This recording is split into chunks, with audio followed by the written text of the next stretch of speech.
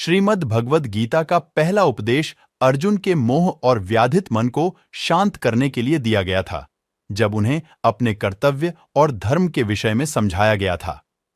इस उपदेश में भगवान कृष्ण ने अर्जुन को कर्तव्य का पालन करने की महत्व और आत्मा समर्पणशील भाव से कर्म करने की परंपरा के बारे में बताया।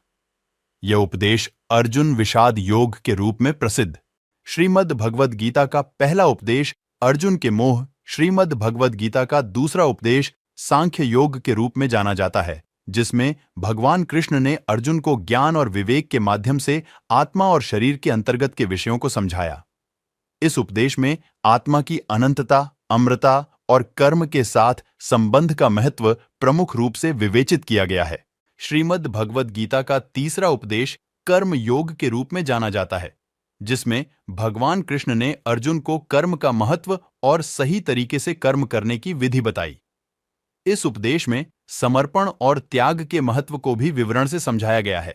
श्रीमद् भगवद गीता का चौथा उपदेश ज्ञान योग के रूप में है, जिसमें भगवान कृष्ण ने अर्जुन को आत्मा के स्वरूप और जीवन की अस्तित्व के विषय में शिक्षा दी। इस उपदेश में संसार के मायाजाल से मुक्ति के लिए आत्मज्ञान की आवश्यकता और उसके प्राप्ति के उपायों को बताया गया है। श्रीमद् भगवद गीता का पांचवां उपदेश संन्यास योग के रूप में है, जिसमें भगवान कृष्ण ने अर्जुन को निष्काम कर्म की महत्वपूर्णता और उसके माध्यम से मुक्ति की प्राप्ति के लिए संन्यास का आह्वान किया।